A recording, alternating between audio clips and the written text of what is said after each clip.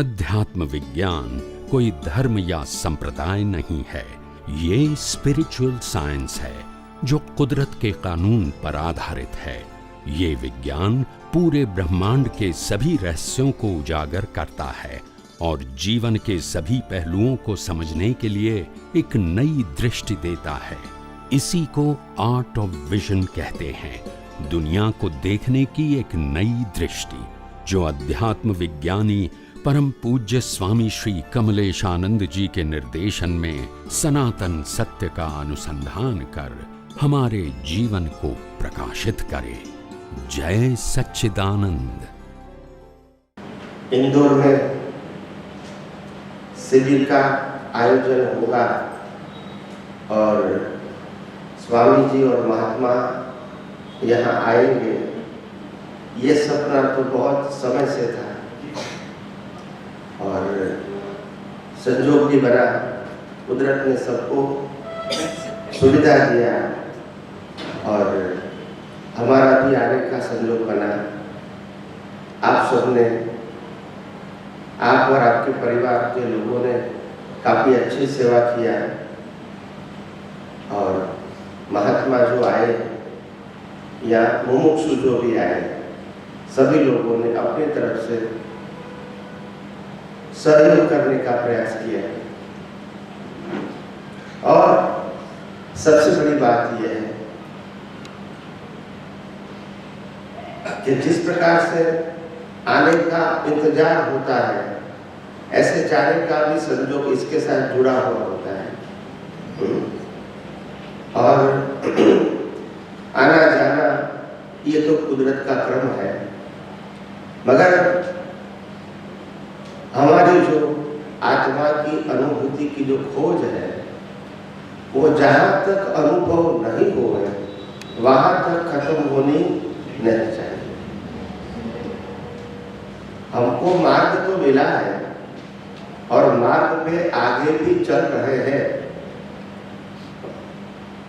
कभी ऐसा मत सोचना कि कितना समय लगेगा, ये सोचने की जरूरत नहीं है और कितना अंतर बाकी है, ये भी ध्यान रखने की जरूरत नहीं है। हम सबको व्यवहार जीवन में तो मालूम है, व्यवहार जीवन में कि अगर हम अहमदाबाद से बंबई कार लेके जाते हैं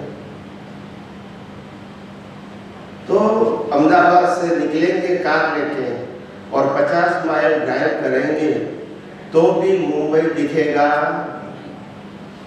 इसके बाद 100 किलोमीटर जाएंगे तो भी दिखेगा। मतलब ये नहीं है कि हम गलत रास्ते पर हैं और चलते रहेंगे। ये इम्पोर्टेंट है, कब आएगा वो इम्पोर्टेंट, सही मार्ग होना चाहिए और सही मार्ग में चलते रहोगे तो एक दिन ऐसा होगा।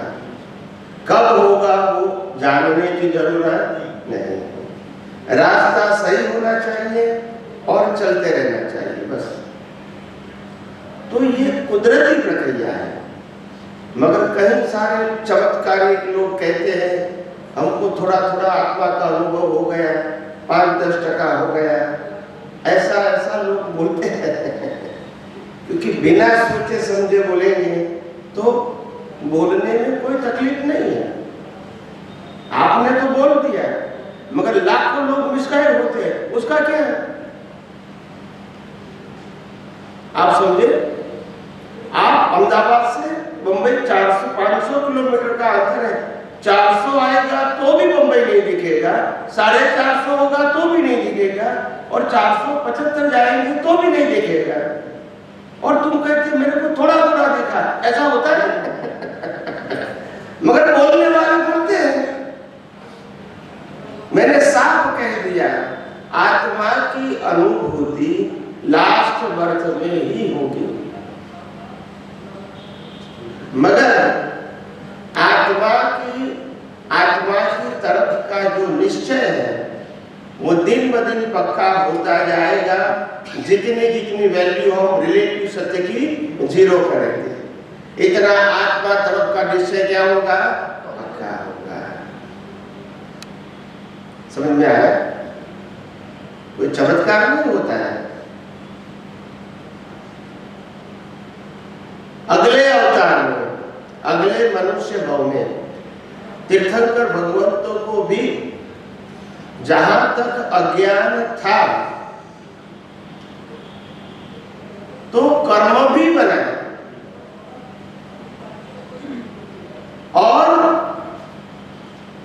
लास्ट अगले मनुष्य भाव में ऐसा कर्म बना के नरक गति में भी जाना पड़ा और नरक गति में से सीधे मनुष्य भाव में आके मोक्ष में चले जाते हैं। तो गलती ही है। इसीलिए आत्मा का अनुभव होना और कर्म बंध होना ये संभव नहीं है। और जिसको भी आत्मा का अनुभव होता है वो 100% ही होता है। कभी किसी को अपूर्ण आत्मा का अनुभव अगले अवतार में हुआ ऐसा इतिहास में कभी बना और बनेगा भी नहीं। मगर बेजवाबदार लोग ऐसे स्टेटमेंट करते हैं कि थोड़ा थोड़ा अनुभव होता है। निश्चय पक्का होता है। क्या होता है? देहाध्यास टूटता है, अज्ञान खत्म होता है, रिलेटिव सत्य की वैल्यू 0 होती है। ऐसे ऐसे हम मन वचन काया उनकी अवस्था और पूरे देहाध्यास से अलग रहते हैं और आत्मा के प्रति अपना निश्चय पक्का करते हैं। ये हो सकता है क्योंकि आध्यात्म विज्ञान सिद्धांतों के ऊपर आधारित है, तो कोई भी बात असैद्धांतिक नहीं करेंगे। दुनिया माने या न माने वो मेरा सब्जेक्ट नहीं है। सिद्धांत के बाहर में नहीं बोलूंगा। समझ में आया? ताकि भविष्य में किसी को अगर प्रश्न उठेगा, अगर असैद्धांतिक बात होती है तो फिर उत्तर आप नहीं दे पाओगे। समझ में आया? तो केवल दर्शन ये पहले होता है। केवल दर्शन का मतलब होता है मन वचन काया इनकी अवस्था और 5 ज्ञानेंद्रियों से अनुभव में आती पूरी सृष्टि अगर 100% कुदरती कानून और कुदरती रचना में दिखती है, वही केवल दर्शन है। और केवल दर्शन से ही केवल ज्ञान का बीज होता है। उसके बाद कर्म बंध, उसके बाद लास्ट वर्ष आता है और लास्ट वर्ष में स्वयं केवल ज्ञान होता है। पुरुषार्थ की जरूरत नहीं है क्योंकि अज्ञान है ही नहीं और अज्ञान नहीं है तो पुरुषार्थ करने वाला प्रतिष्ठित आत्मा भी लाए नहीं। और लास्ट वर्ष टोटली जन्म, केवल ज्ञान और निर्वाण सब ऑटो मोड है विदाउट पुरुषार्थ। तो ये बात धीरे धीरे समझ में आएगी। और हम जब समझते हैं कि ये कलयुग के अंदर आत्मा के साथ अपने आप को जोड़ना ये आम जनता के लिए कठिन है क्योंकि उनके पास क्रिया ही पुरुषार्थ है। मन वचन काया से ही पुरुषार्थ होता है ऐसा मानते हैं। वहां तक आत्मा की और प्रगति करना संभव नहीं है। ये विज्ञान से आपको मालूम हुआ कि मन वचन काया और उनकी अवस्था मात्र कुदरती रचना है। मन वचन काया का क्रिएटर, ऑपरेटर, डिस्ट्रॉयर कुदरत है। इसीलिए हम मन वचन काया भी नहीं है, चलाने वाले भी नहीं। तभी सेपरेशन फील होता है। नहीं तो बार बार हमको ये करना पड़ेगा, ये करना पड़ेगा, ये नहीं करेंगे तो आपको ये नुकसान हो जाएगा, ऐसी बात होती ही रहेगी। समझ में आया?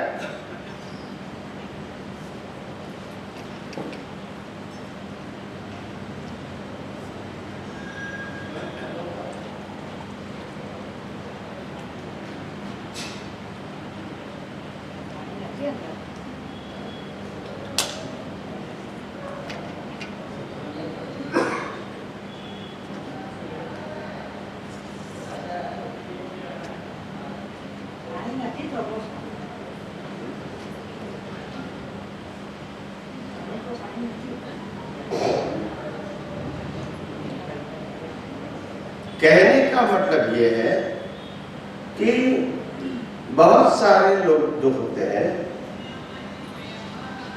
ये अध्यात्म के फील्ड में, इनको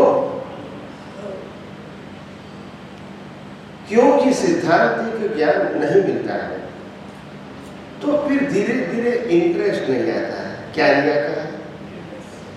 यहाँ जैसे जैसे विज्ञान जानोगे अनुभूति स्वयं होगी।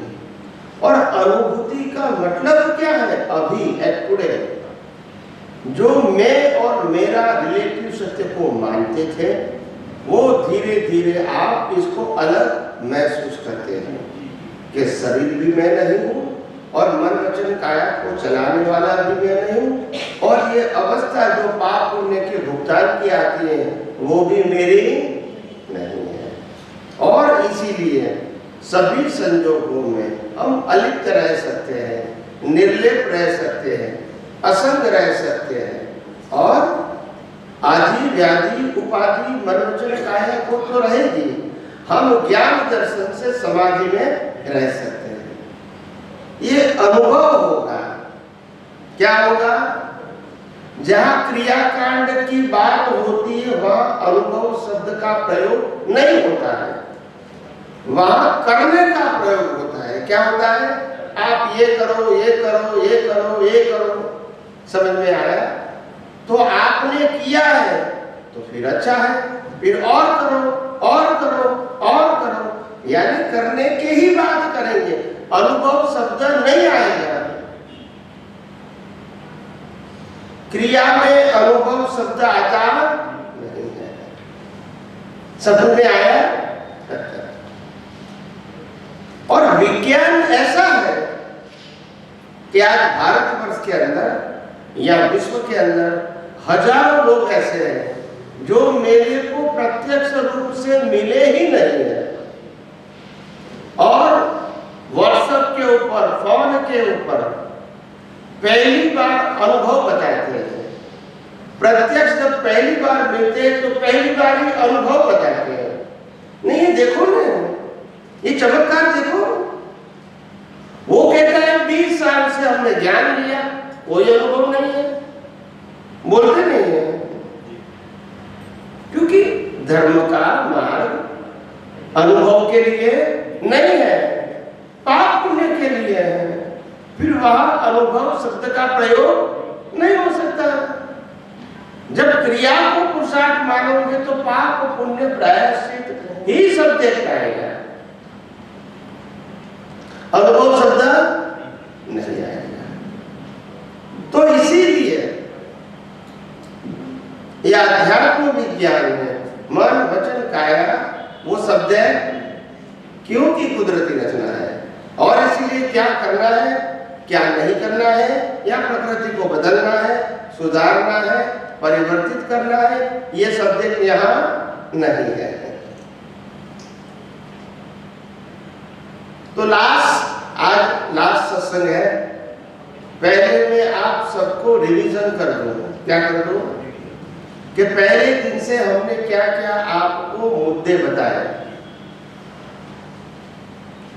सबसे पहले दिन हमने ये बताया कि भारतवर्ष का जो इतिहास है वो सनातन धर्म से जुड़ा हुआ है, और सनातन धर्म का कोई क्रिएटर नहीं होता है। सनातन धर्म था, है और रहेगा। सनातन धर्म का स्थापक नहीं होता है। सनातन धर्म सनातन सिद्धांतों के ऊपर आधारित है और वो सिद्धांत का नाम है कुदरत का कानून, यूनिवर्सल ट्रूथ लॉ। ये सिद्धांत हम अनुभव कर सकते हैं, बना सकते हैं नहीं। और इस दुनिया के अंदर जो भी व्यक्ति मुक्ति के मार्ग में आगे बढ़ेगी और मोक्ष में जाएगी, उन सभी को कुदरत, कुदरती कानून और कुदरती रचना समझना ही पड़ेगा और कोई ऑप्शन नहीं है। रामकृष्ण महावीर को भी यही कुदरत, कुदरती कानून और कुदरती रचना समझना पड़ा, तभी रिलेटिव सत्य की वैल्यू, नहीं तो पॉसिबल है ही नहीं। इसके अलावा हमने पहले दिन कहा था कि जीव मात्र सुख की खोज करता है और 5 इंद्रियों के माध्यम से और बुद्धि की सहायता से वो सुख प्राप्त करने का प्रयास करते हैं, मगर जीवन में सफल नहीं होता है, क्योंकि जो जो चीज में सुख मानते हैं वो चीज भी आकर चली जाती है और लास्ट में तो छोड़ना ही है। या सुन लो, कहने का मतलब है ये भी सुख माना हुआ भी साथ में नहीं आएगा। तो दुनिया में कुदरत ने सुख दुख जैसी चीज रखी नहीं है, हमारी मान्यता है। कुदरत का कानून है कि कर्मों के फल को तो भुगतान करना ही पड़ेगा और कर्म के फल को आप सुख मानो दुख मानो वो आपकी मर्जी है। अगर आपको एक दिन घर से बाहर निकाल दिया गया तो आप इसको दुख मान सकते हैं और राम 14 बरस गए तो भी दुख नहीं मानेंगे, बोलते नहीं है। ये कोई स्टैंडर्ड है? सबकी अपनी अपनी मर्जी है। समझ में आया? तो ये सुख दुख ये दुनिया में नहीं है, कर्मों का भुगतान जरूर है और वो कंपलसरी है। सुख दुख हमारी मान्यता है। फिर आगे बताया था कि सुख दुनिया में है कि नहीं, तो दुनिया में सुख है मगर बाहर नहीं, अंदर है। और अंदर का मतलब आत्मा में सुख है। आत्मा खुद ही अनंत सुख वाला है, तो आत्मा का अनुभव ही अनंत सुख का अनुभव। अनंत सुख और आत्मा दोनों अलग नहीं है, इनबिल्ट है। इसके बाद बताया था कि आत्मा है ऐसा हम कैसे माने हैं। कर्म का सिद्धांत और पुनर्जन्म का सिद्धांत, ये तीनों सिद्धांत मैंने बताए थे पहले दिन फर्स्ट सेशन में। तब मैंने कहा था आत्मा नहीं है तो शरीर का अस्तित्व नहीं है, आत्मा नहीं है तो सुख दुख की अनुभूति संभव नहीं, आत्मा नहीं है तो कर्म और कर्म बंध संभव नहीं।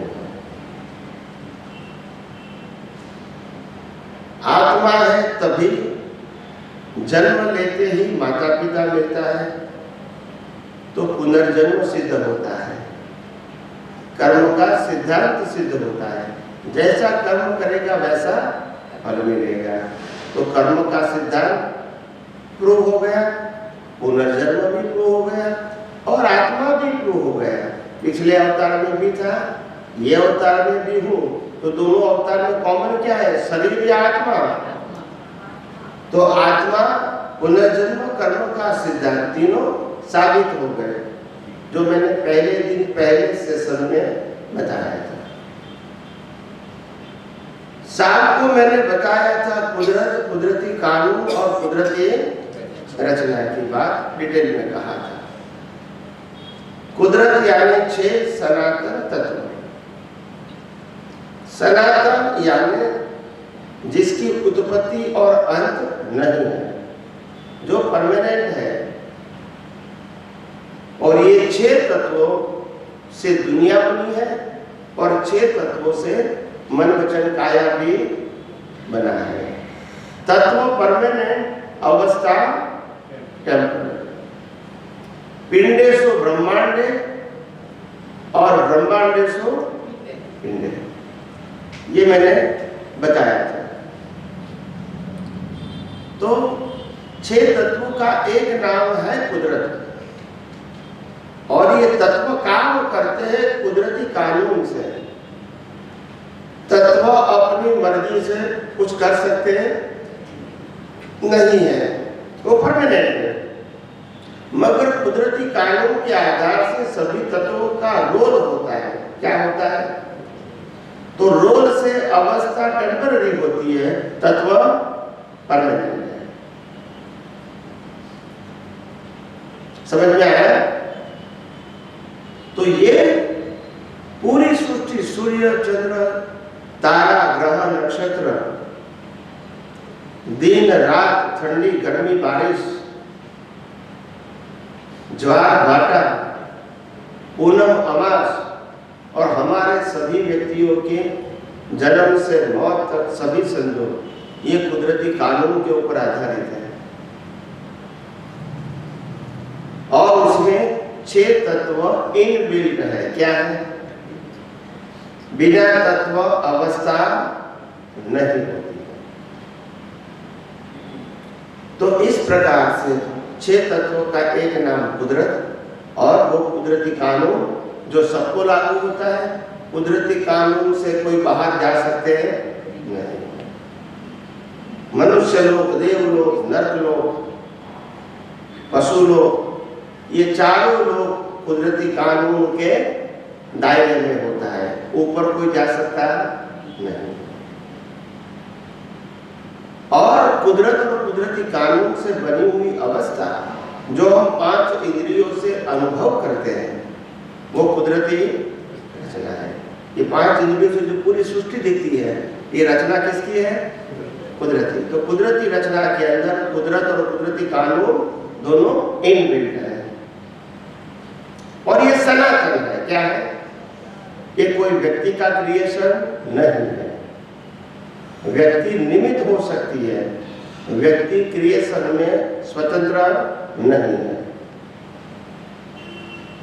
और शरीर की मैंने बात किया था, और दुनिया की, दोनों को कहा था ये दुनिया का भी जनरेटर, ऑपरेटर, डिस्ट्रॉयर कुदरत है, और ये मन वचन काया का भी जनरेटर, ऑपरेटर, डिस्ट्रॉयर कुदरत है। तो इसका शॉर्ट फॉर्म होता है GOD।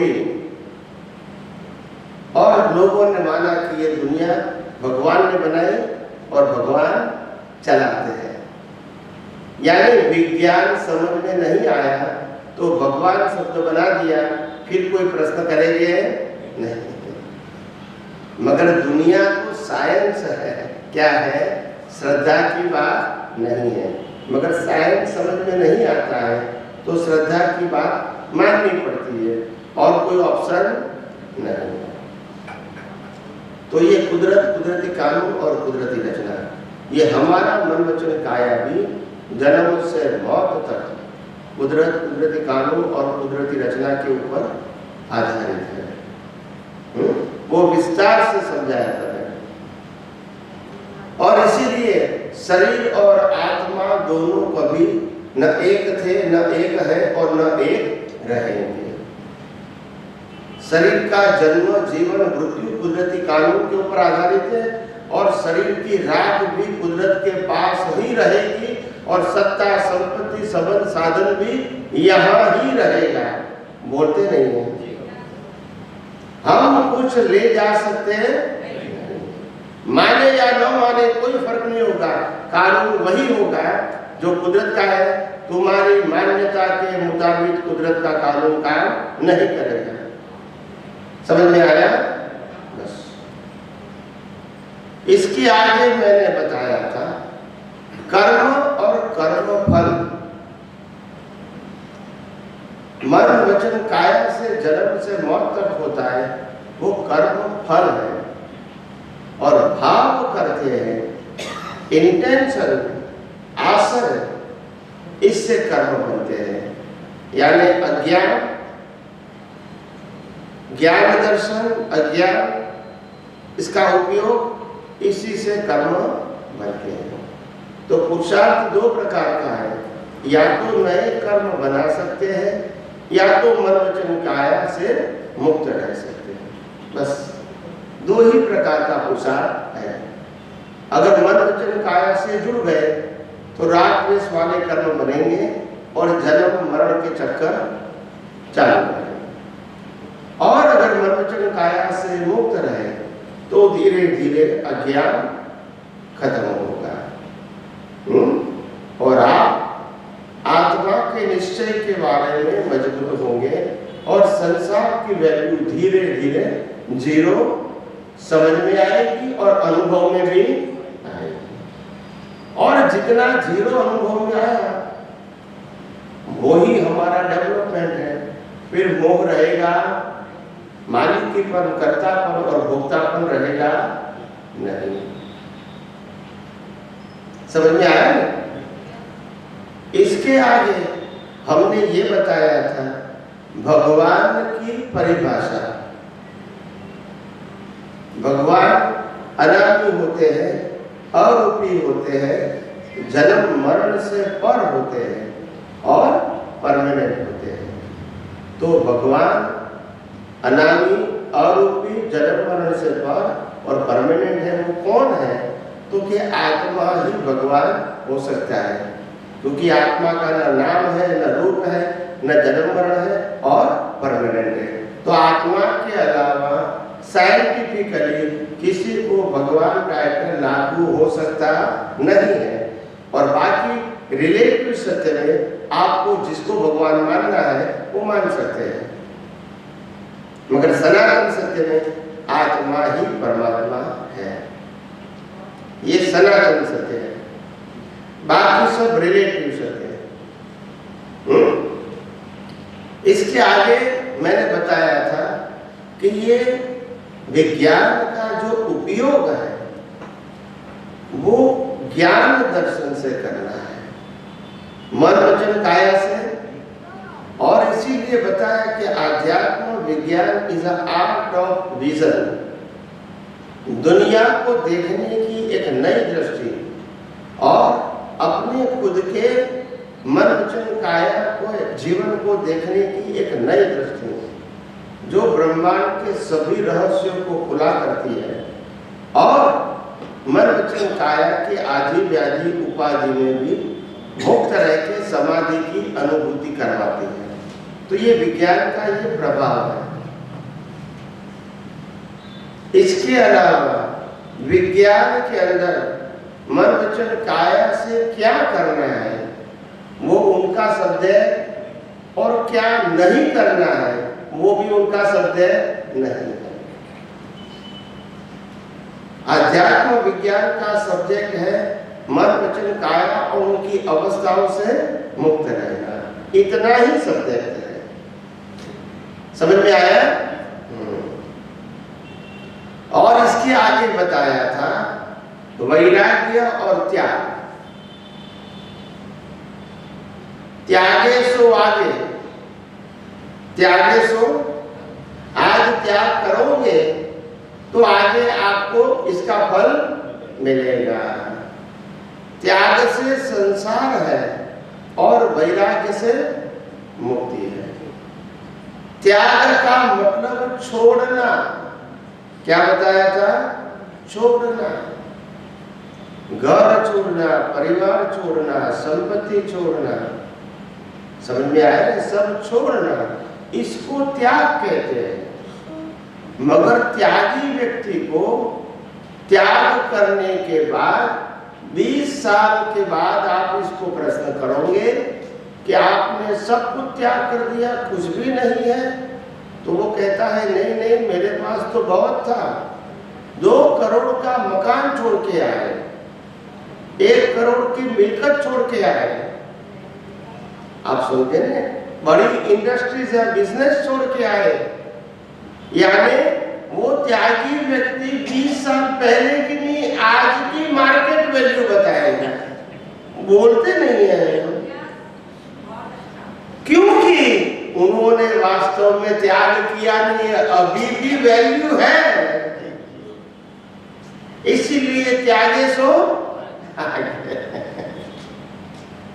मगर त्याग से संसार है और वैराग्य से, मैंने उस समय कहा था कि त्याग का मतलब क्या है।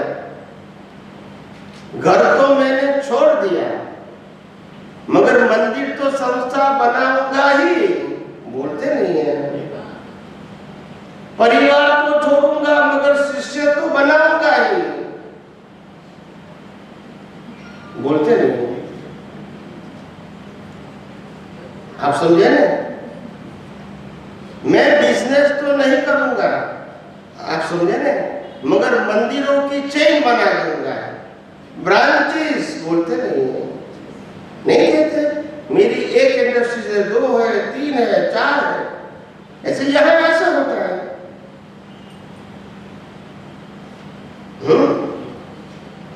मैं संसार की क्रिया तो नहीं करूंगा मगर वरघोड़ा तो निकालूंगा, बोलते नहीं है। यस और नो, यस और नो। तो आपके दिमाग में से भ्रांति निकालने के लिए ये बातें काफी है। और कई लोग कहते हैं स्वामी जी बार बार क्यों ऐसे याद करते हो। मैंने बोला लाखों करोड़ों बार आपने इसको इन्वेस्ट कर दिया है तो निकालने में तो समय लगेगा ना, बोलते नहीं है, एकदम से निकलेगा नहीं। करोड़ों बार हमने इन्वेस्ट किया है, त्याग से मुक्ति, त्याग से मुक्ति, त्याग से मुक्ति। तो ये बातें जब आएगी सामने तो मालूम होगा कि ये त्याग से मुक्ति नहीं मगर संसार है, और अच्छा संसार मिलेगा। और अगर त्याग करके शिष्य बनाए हैं तो जिम्मेदारी भी आपकी रहेगी। यस के नो। तो मुक्ति किससे है? वैराग्य से मुक्ति है। किससे मुक्ति है? वैराग्य का मतलब त्याग नहीं, सब कुछ होते हुए भी सत्ता, संपत्ति, समुद्र, साधन और शरीर की वैल्यू अगर हमारी दृष्टि में 0 है तो वो वैराग्य है, और वैराग्य से मुक्ति है। जनक विदेही नाम सुना है कि नहीं? उन्होंने राजपाट परिवार को त्याग किया, फिर भी वो जनक विदेही कहते हैं क्योंकि उनको मोह मालिकी नहीं थे। तो वैराग्य से मोक्ष है और त्याग से संसार है। समझ में आया कि नहीं आया? बार बार हम त्याग की बात सुनकर कई अवतारों से बहुत बार हम प्रभावित हो चुके हैं। इसको निकालने के लिए बार बार वैराग्य की बात समझना पड़ेगा, बोलते नहीं है, नहीं तो निकलेगा नहीं। त्यागियों का प्रभाव निकालने के लिए बार बार वैराग्य की बात समझना पड़ेगा। समझ में आया? जब मैं विदेशों में जाता हूँ तो लोग मेरे को प्रश्न करते हैं, ये न्यूज़पेपर वाले मिलते हैं, अपना न्यूज़पेपर में आता है, भारत में भी आता है, विदेश में भी आता है, रेगुलर आता है। तो वहाँ पत्रकार प्रश्न करते हैं कि स्वामी जी आप मंदिर नहीं बनाते हैं, शिष्य नहीं करते हैं, ऐसा क्यों? सभी लोग करते हैं, सब धर्मगुरु करते हैं, आप क्यों नहीं करते हैं? तो मैंने कहा मैं इस दुनिया में पत्थर के मंदिरों को बनाने का प्रोजेक्ट लेकर आया। मैं जिंदे इंसानों के अंदर जो जिंदा मंदिर है इसके अंदर परमात्मा को प्रकट करने के लिए आया। मेरा सब्जेक्ट अलग है। मेरा सब्जेक्ट मंदिर बनाना, मंदिर की स्थापना करना, संस्था बनाना, शिष्य बनाना, ये मेरा विषय नहीं।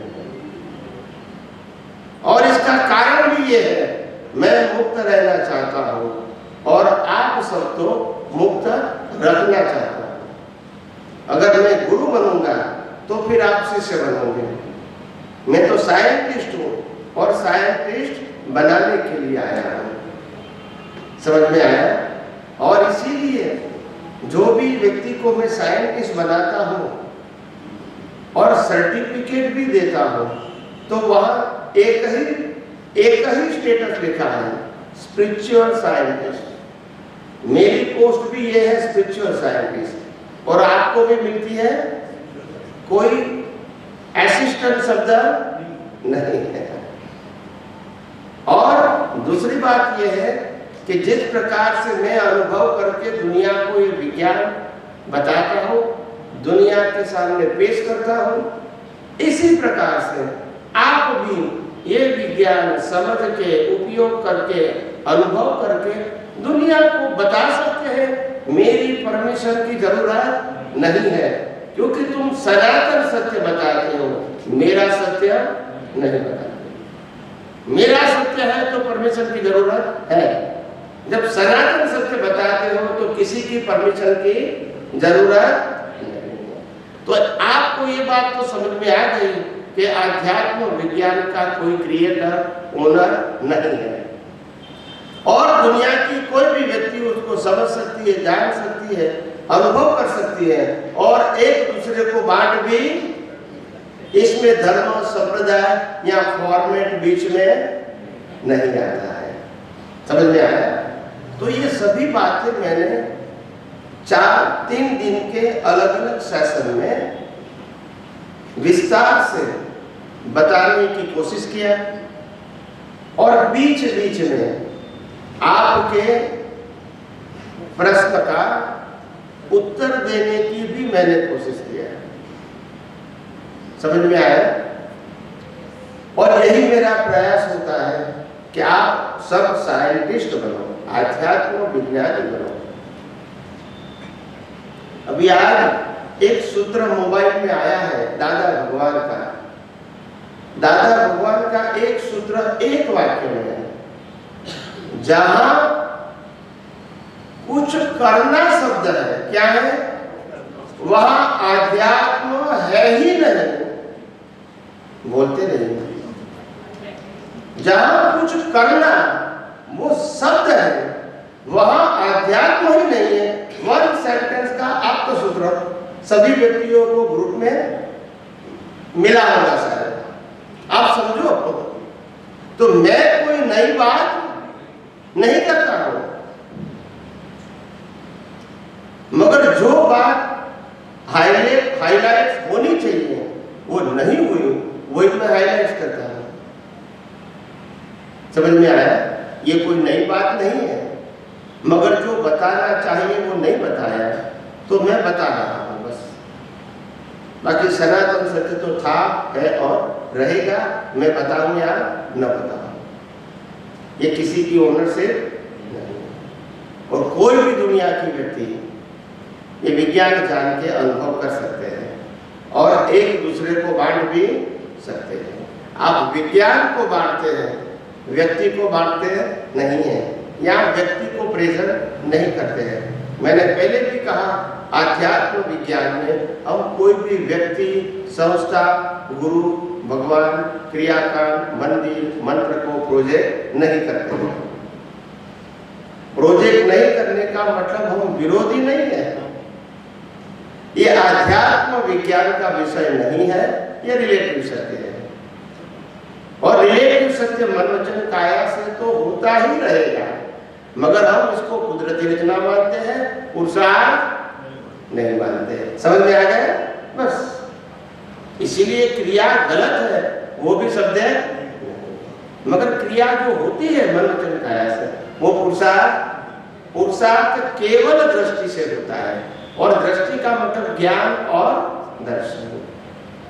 कभी पुरुषार्थ मन वचन काया से नहीं होता है। मन वचन काया वो कर्मों के भुगतान का साधन मात्र है, ये पुरुषार्थ करने का साधन नहीं है। तो ये मैंने संक्षिप्त में 3 दिन का जो सार था वो मैंने बताने की कोशिश किया है। अभी जिसको प्रश्न करना है कर सकते हैं, जितना भी समय बचा है। आप सबके मन में जो कुछ द्विधा है, कंफ्यूजन है, तो आप प्रश्न कर सकते हैं। बिना हिचक के आप प्रश्न कीजिए, तो अगर दिमाग में है तो। स्वामी जी, अभी आपने काफी संक्षेप में किया है 3 दिन के कोर्स को। हम अपनी डेली लाइफ में इसको और भी संक्षेप करते हैं, आसान करते हैं, क्योंकि मैं मेरे लिए व्यक्तिगत रूप से अनुभव कर रहा हूँ। कई चीजें आपने बोली, सुनी, हाँ किया, सब कुछ करेंगे, इतना याद रहेगा और पता नहीं रहेगा। तो मैं चाहता हूँ ऐसा और संक्षेप में अपने डे टू डे जीवन में तो कैसा अंगीकार करें, हम तो और सहायक करें, इसके तौर पर सुझाव दीजिए। ये विज्ञान को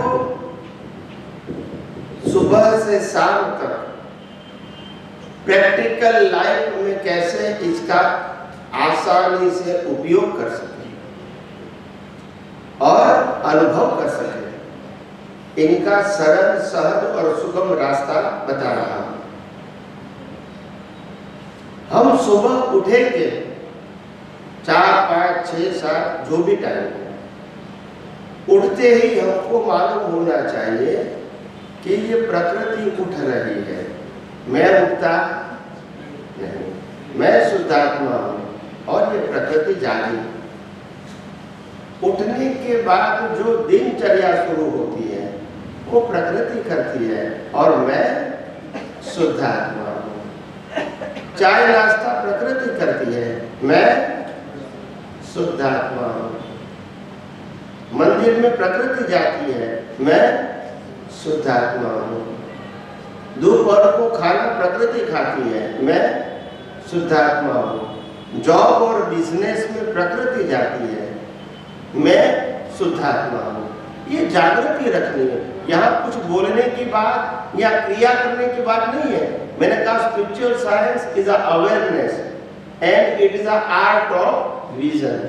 ये दृष्टि की बात है। यहाँ आपको क्रिया के रूप में क्या करना है वो सब्जेक्ट नहीं आएगा, दृष्टि के रूप में क्या करना है वही आएगा। समझ में आया? इसलिए क्रिया के रूप में कुछ नहीं आएगा। तो फिर शाम को घर पे आते हैं तो घर पे कौन आता है? प्रकृति और मैं शुद्धात्मा हूँ। शाम को खाना कौन खाएगा? प्रकृति, मैं शुद्धात्मा हूँ। रात को सो कौन जाएगा? प्रकृति, यानी मन वचन काया कहो या नामधारी कहो और मैं शुद्धात्मा हूँ। और रात को सो कौन जाएगी? प्रकृति, मैं शुद्धात्मा। शुद्धात्मा कभी सोता नहीं है और जागता भी नहीं है, वो तो जागृत ही होता है क्योंकि वो नॉन फिजिकल है। क्या है? ये सोना, जागना, क्रिया करना वो फिजिकल मैटर है, ये आत्मा की मैटर नहीं है। समझ में आया? तो हर मन वचन काया की अवस्थाओं से अलग रहना और मन वचन काया की अवस्थाओं को कुदरती रचना देखना और खुद को शुद्धात्मा पद में स्थापित करना, यही 2 प्रकार का ज्ञान और दर्शन का पुरुषार्थ है। और ये पुरुषार्थ जैसे जैसे करते रहोगे आपको अनुभूति स्वयं होगी। समझ में आया? स्वयं होगी। और जब अनुभूति हो जाती है तो किसी के सर्टिफिकेट की आवश्यकता, क्योंकि अनुभूति अंदर होती है जो सामने वाले को दिखाते नहीं है, उनको नहीं दिखती है। समझ में आया? तो हम भी जब शुरू में अध्यात्म विज्ञान की बात करते थे और हम ये कहते थे, आज भी कहते हैं कि ये मेरा अनुभव प्रमाण है, तो कई सारे लोग प्रश्न करते थे, स्वामी जी आप कहते हैं ये मेरा अनुभव है, हम इसको कैसे माने? मैंने बोला बिन अनुभवी पुरुष ये प्रश्न नहीं कर सकते हैं, बोलते नहीं है। If you are uncertified, you have no right to ask me the question. आप ये पूछ सकते हैं कि आप अनुभव में क्या अनुभव करते हैं, ये पूछो तो रास्ता बता दूंगा। आपको अनुभव है कि नहीं उसका प्रमाण कैसे दूंगी? आपके पास है नहीं, आप कैसे मानोगे? हाँ, आपको होगा तब समझ में आएगा। आप समझे ना? इसीलिए हम अध्यात्म विज्ञान में साफ बोलते हैं, जो व्यक्ति को अनुभव हो चुका है या अनुभव कर रहे हैं, इनको किसी के सर्टिफिकेट की आवश्यकता, दुनिया माने या न माने वो हमारा सब्जेक्ट नहीं है, क्योंकि उसको आंखों से दिखेगा नहीं। आप समझे? ये अंदर की बात है, बाहर की बात बाहर दिखने वाला नहीं है। तो इसीलिए इतना सटीक साइंस निकला है कि कोई जगह कंफ्यूजन रखा ही नहीं हमने, कोई जगह कंफ्यूजन नहीं।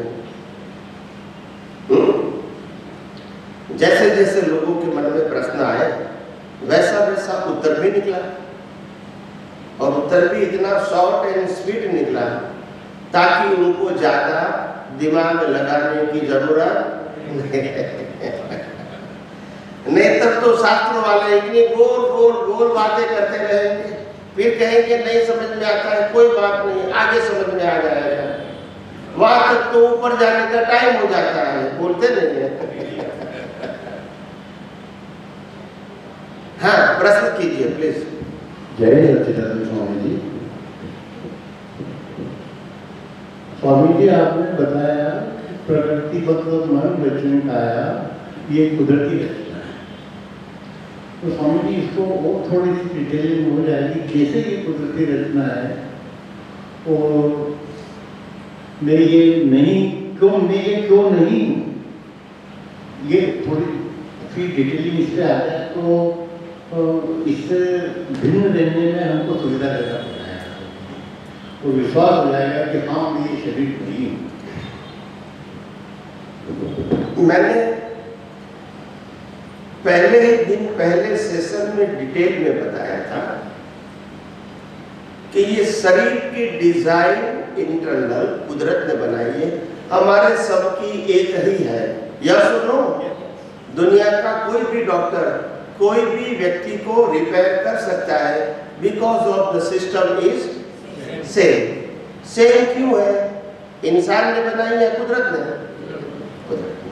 तो पहले डिजाइन कुदरत ने बनाई, फिर ये फिजिकल बॉडी जो पंच महाभूतों का बना है, पृथ्वी जल वायु अग्नि आकाश, ये पंच महाभूत भी किसका है?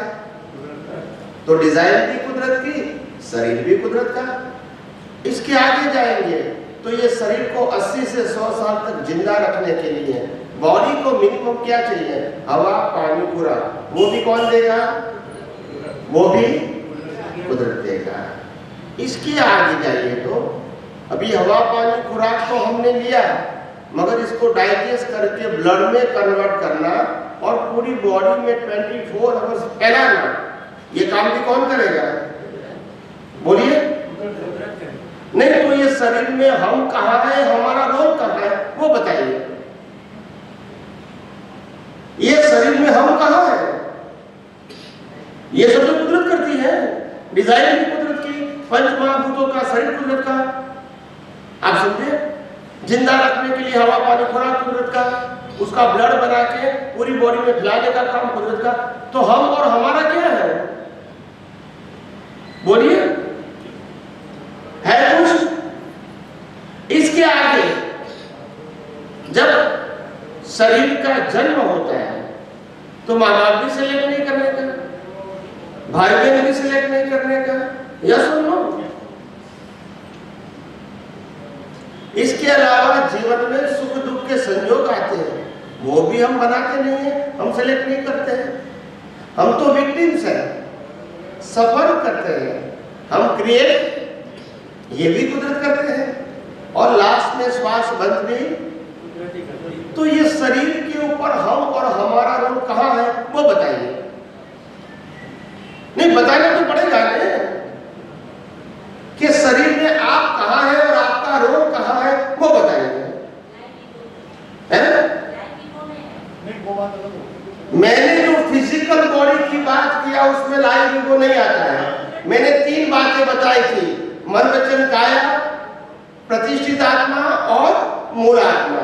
तो मैंने अभी एक ही सेक्शन की बात किया है मन वचन काया की, इसमें लाइव ईगो नहीं आता है। तो मैंने पहले इसकी बात किया, जन्म से मौत तक मन वचन काया को बिगिनिंग, प्रोसेस एंड एंड, इसमें हम और हमारा कंट्रोल कहाँ है, बस बोलिए।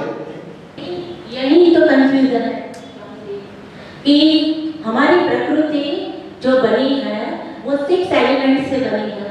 वहाँ आत्मा वन ऑफ द एलिमेंट है, वो पूरा डिस्चार्ज है, उसको हम मशीन कहते हैं, ऑटो मोड में चलता है। तो वो वन ऑफ द एलिमेंट आत्मा जो उन्होंने गत जन्म में पूरा ये पैकेज बनाया और वो इस जन्म में पूरा पैकेज डिस्चार्ज हो रहा है।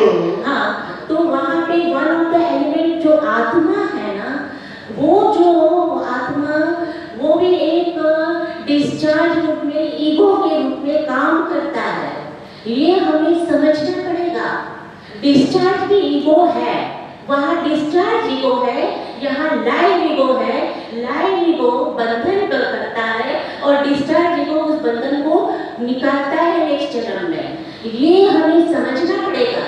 यही कंफ्यूजन है, ये पतली डिमार्केशन है। और फिर मूल आत्मा तो मूल आत्मा की जगह नहीं है, जिसको हम कुदरत कहते हैं, वो टोटली कुदरत है, जो ऑटो मोड में सारा चल रहा है, एक पूरा जड़ बना रहा है। जड़ में भी वो आत्मा है। 6 वन ऑफ द 6 एलिमेंट में आत्मा is the one proper element. जबकि एक अगर वो एलिमेंट नहीं होगा तो ये पृथ्वी, चंद्र, तारा भी नहीं कर सकते हैं, वो जड़ चीज भी नहीं कर सकती है। और लाइव में भी ईगो को हम लोग लाइव, आपने आज सुबह ही कहा कि उसको हम लाइव प्रतिष्ठित आत्मा कह सकते हैं और क्या पता है विश्व चेतन कह सकते हैं। ये आपने सारा दोपहर को इसको क्लियर किया। यही मेरा प्रश्न था दोपहर को। तो डिस्चार्ज में भी एक ईगो जो काम करता है वो डिस्चार्ज ईगो है, और वहाँ भी वो डिस्चार्ज ईगो हर्ट होता है। जब भी दो व्यक्ति फाइट कर रहा है, फॉर एग्जाम्पल जब फाइट करता है जो दो व्यक्ति, वहाँ हम लोग वहाँ पे हमारा लाइव ईगो जुड़ जाता है। अगर तो हम जुड़ जाते हैं और भाव मान लेते हैं इसको मारना चाहिए, तो मेरा भाव हो गया। लेकिन मैं वहाँ से निकल जाती हूँ, नहीं तो हो गया, लड़ाई हो गया, झगड़ा हो गया, जो भी हो गया, it's okay, no I am the soul, I am the pure soul, तो मैं नहीं बांधूंगी। आपने कहा कि हमारा जो सूक्ष्म लेवल में हमारा जो भाव बनते हैं, अगर हम संसार लक्ष्य भाव करते हैं तो हम संसार में जाते हैं।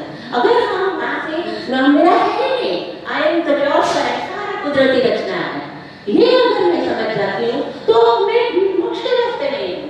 ये आपने कहा है और बहुत अच्छी तरह से आपने हमें समझाया है, तो आज हम ये समझ चुके हैं।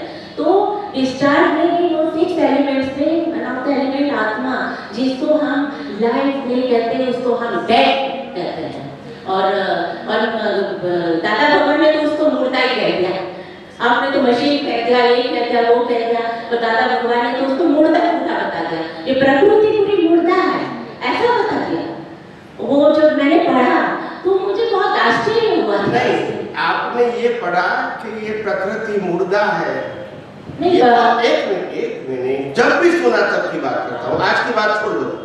जब भी आपने सुना कि ये प्रकृति मुर्दा है, ये आपने सुना, अच्छी बात है। उस समय आपने ये भी सुना कि प्रकृति को ये तो करना पड़ेगा पुरुषार्थ के रूप में, तो तब क्वेश्चन नहीं हुआ। नहीं, तब क्वेश्चन क्यों नहीं हुआ? क्योंकि मुर्दा शब्द का मीनिंग यहाँ समझ में आया। उस समय मुर्दा शब्द था, मीनिंग नहीं समझ में आया था। अगर हुआ तो उस समय आप प्रश्न करते हैं कि मुर्दा कभी पुरुषार्थ नहीं कर सकता है, मगर ये नहीं किया और दिमाग में भी नहीं आया। But that is the fundamental difference of science and relativity. Yes, उस समय भी मुर्दा समझने के बाद प्रश्न नहीं उठा, क्योंकि साइंटिफिक रीजन उस समय नहीं था। यस कि नो? तो आप कोट करोगे, कोई बात नहीं, मगर कोट करोगे तो मैं प्रश्न करूंगा कि इसका मीनिंग उस समय में मालूम नहीं था। और विज्ञान ने आपको बताया कि मुर्दा का मतलब क्या है।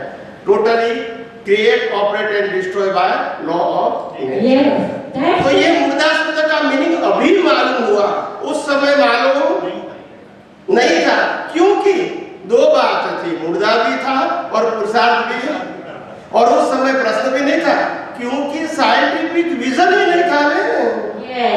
तो हम तो बोलते तो थे कि अक्रम विज्ञान विज्ञान है मगर साइंस नहीं है। ये प्रूव हुआ कि नहीं? विज्ञान तो आपको शब्द मिला मगर साइंटिफिक विजन उस समय भी नहीं था। अगर सामाजिक प्रतिक्रमण को हम पुरुषार्थ उस समय भी मानते थे तो साइंटिफिक विजन नहीं था। तो मैं कहना चाहती हूँ कि ये जो पृथ्वी की मार्केशन है ना, जहाँ पे हम कंफ्यूज हो जा रहे हैं, तो ये हमें बहुत अच्छी तरह से समझना कि लाइट प्रतिष्ठित आत्मा, वो जो मुर्दे वाली बात जो दादा ने कही, आज फिर नए तरीके से वापस जिसको आपने प्लेयर कह दिया, टोटली प्लेयर है। तो कैसे प्लेयर है? तो वहाँ कंफ्यूजन जहाँ होती थी ना, वो थोड़ा अच्छे से आप प्ले कर दीजिए तो क्रिस्टल क्लियर हो गया बात।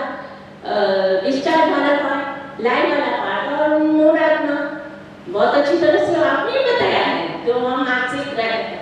फिर वापस आपसे क्रॉस क्वेश्चन किया है। तो इसीलिए सॉरी नहीं, तो इसीलिए ये विज्ञान ने दो प्रकार के प्रतिष्ठित आत्मा को हाईलाइट्स किया है। जो पहले हमने प्रतिष्ठित आत्मा तो सुना था, ऐसा नहीं कि शब्द नया है या तो मेरा है, दादा भगवान का ही शब्द है, मगर उस समय भी हमको चार्ज और डिस्चार्ज प्रतिष्ठित आत्मा मालूम नहीं था। और पुरुषार्थ वाला प्रतिष्ठित आत्मा तो है ही नहीं, ऐसा ही हम मानते थे क्योंकि यही पढ़ा और सुना था। तो इसीलिए कहीं लोग मेरे को कहते हैं कि स्वामी जी शब्द तो बहुत आपका वाणी में है जो आप बोलते हैं।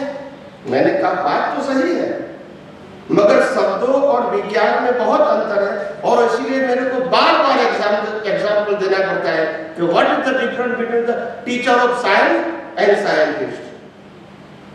टीचर ऑफ साइंस भी वही शब्द बोलेंगे जो साइंटिस्ट बोलेंगे, बोलते नहीं है, मगर साइंटिस्ट जो किताब बनाई उसके आधार से वो टीचर बोलेंगे।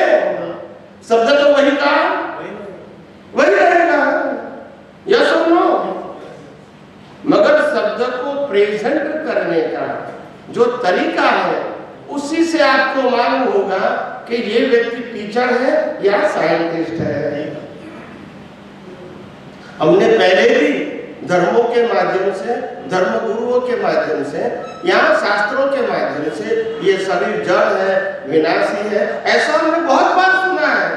दादा भगवान नहीं मिले थे उससे पहले की बात करता हूँ, ये कोई नई बात नहीं है, मगर दृष्टि हमारी साइंटिफिक नहीं थी। प्रश्न ये है, तो एक बात तो यहाँ सभी साइंटिस्टों को मानना पड़ेगा, बिफोर आध्यात्म विज्ञान आपके पास साइंटिफिक विजन नहीं था। समझ में आया? गोल गोल बातें नहीं, कितना भी एग्जाम्पल देखो, साइंटिफिक विजन नहीं है तो साइंस नहीं है, सिर्फ थियरी है। रिलेटिव सत्य बोलते हैं, क्या बोलते हैं? चाहे आप उसको धर्म कहो या और कोई भी नाम कहो, मगर वो रिलेटिव सत्य की ही बातें हैं। It's a branches of relative truth, ये साइंटिफिक ट्रूथ नहीं है। तो हर बातों में ये विज्ञान ने सभी बातों को साइंटिफिकली उजागर किया, ओपन किया, तभी लोगों को मालूम हुआ कि बात तो सही है। आज हमने दुनिया के सामने चैलेंज किया कि सामायिक प्रतिक्रमण अगर पुरुषार्थ मानते हैं तो वो रिलेटिव सत्य हो सकता है, सनातन सत्य नहीं हो सकता है। तो दुनिया के सभी धर्म समापना की बात करते हैं, नहीं करते हैं? तो हमने तो चैलेंज ले लिया, मगर क्यों लिया? क्योंकि साइंस है, थियरी में चैलेंज नहीं ले सकते हैं आप, आपको मानना ही पड़ेगा कि पुरुषार्थ है। समझ में आया? मगर साइंस में प्रूव होता है कि मन वचन काया की अवस्था मात्र। तो कुदरती रचना में देखना, जानना, क्षमा मांगना, ये कुदरती रचना में आता है, पुरुषार्थ में नहीं आता है। ये साइंस ने बताया है। पहले हमारे पास ये विजन था ही नहीं। तो हर बात में जो हम कंपैरिजन करते हैं, ठीक है, बुद्धि के आधार से और शब्दों के माध्यम से कि ये शब्द भी था, ये शब्द भी है, मगर विजन के आधार से आपको मालूम हुआ कि उस समय जो शब्द सुना था इसका मीनिंग अभी मालूम हुआ, through the science, not before. मन वचन काया की अवस्था मात्र कुदरती रचना है, वो तो हर वक्त बोलते थे, साइंटिफिक विजन नहीं था। तो प्रश्न साइंटिफिक विजन का है, जो मैं बार बार कहता हूँ, आध्यात्म विज्ञान वो दृष्टि का विषय है, वो मन वचन काया का विषय नहीं है। इसीलिए बार बार कहता हूँ। अभी कोई थोड़ा भजन गाओ प्लीज।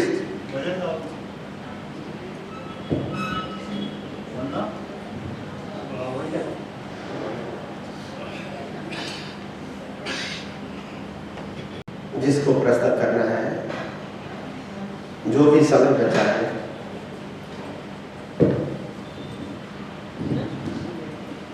जय सच्चिदानंद। जय सच्चिदानंद। स्वामी जी, अभी आपने जो कंफ्यूजन की बात करी, तो दादा भगवान की एक आज्ञा है फाइलों का संभाव से निकाल कर निपटारा करना। जी स्वामी जी, तो वो भी बड़ा कंफ्यूजिंग आज्ञा है।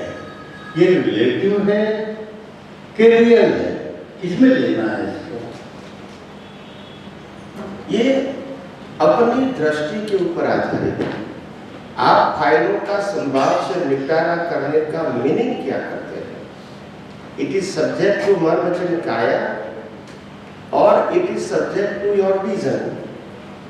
अगर आप मन वचन काया से संभाव रखना चाहते हैं तो वो रिलेटिव सत्य है, वो पॉसिबल नहीं है, क्योंकि हमारे हाथ में नहीं। अगर आप संभाव को दृष्टि की बात करते हैं तो करेक्ट है, तो सनातन सत्य है।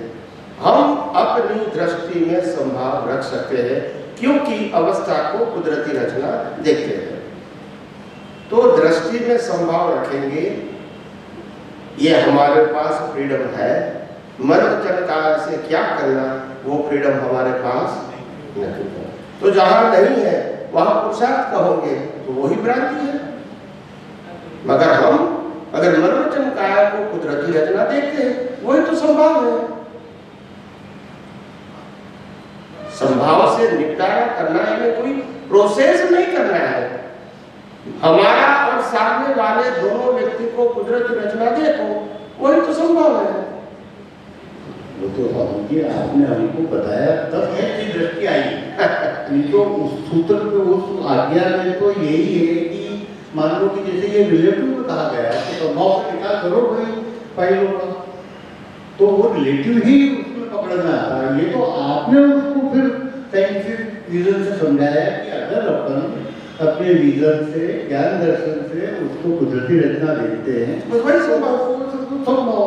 लेकिन ये आपने इसको ब्रॉड किया, अदरवाइज वहां पर तो हमको यही समझाया गया कि संभव से निकाल करो, तो वही रहेगा ना।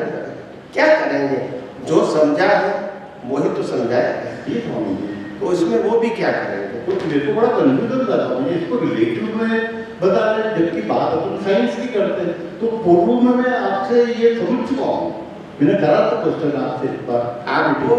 आपको तो अभी भी समझ में आया, मगर कई सारे लोगों को अभी भी समझ में नहीं आता है। ये भी ट्रेजेडी है।